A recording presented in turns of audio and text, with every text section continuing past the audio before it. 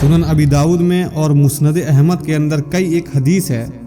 کہ نبی صلی اللہ علیہ وآلہ وسلم نے فرمایا کہ قیامت اس وقت تک قائم نہیں ہوگی جب تک میری بیٹی فاطمہ کی اولاد میں سے ایک شخص نہ پیدا ہو جائے میرے ہی نام پر جو پوری دنیا کو انصاف سے بھر دے گا۔ اور بخاری اور مسلم میں بھی اشارتاً ملتا ہے کہ تمہاری اس وقت کیا شان ہوگی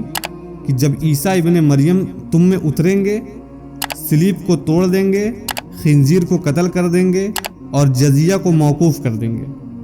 اور پوری دنیا میں امن ہوگا، اور وہ عادل حکمران کی حیثیت سے مسلمانوں میں اتریں گے۔ اور تمہاری کیا شان ہوگی کہ جب تمہارا امام تمہیں میں سے ہوگا، یعنی وہ ان کے پیچھے نماز پڑھیں گے،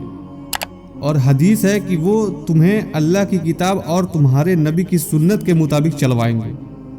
یعنی وہ امتی کی حیثیت سے آئیں گے، اور نبی تو وہ ہوں گے لیکن وہ امتی کی حیثیت سے آ رہے ہیں، اور وہ اس لیے کیونکہ پہلے سے ہی ایک اسلامک سسٹم بن چکا ہوگا جس کی لیڈرشپ امام محمد بن عبداللہ المہدی کے ہاتھوں میں ہوگی، جو مسلمانوں کو لیڈ کر رہے ہوں گے۔ محمد بن عبداللہ اس کا نام ہوگا، جو پوری دنیا کو انصاف سے بھر دے گا۔ یہ نبی صلی اللہ علیہ وآلہ وسلم کی پیشن گوئی ہے۔ اور المستدرک للحاکم میں اور مسند احمد کے اندر بھی ایک حدیث موجود ہے کہ جب تم خراسان کے علاقے سے کالے جھنڈے آتے دیکھو تو اس میں شامل ہو جانا، اس کا استقبال کرنا، اس میں اللہ کا خلیفہ مہدی ہوگا۔ اب یہ خراسان کا علاقہ کون سا ہے؟ ایران اور افغانستان۔ افغانستان کا علاقہ اور ایران کا کچھ حصہ، اسی کو نبی صلی اللہ علیہ وآلہ وسلم نے خراسان کا علاقہ بولا ہے۔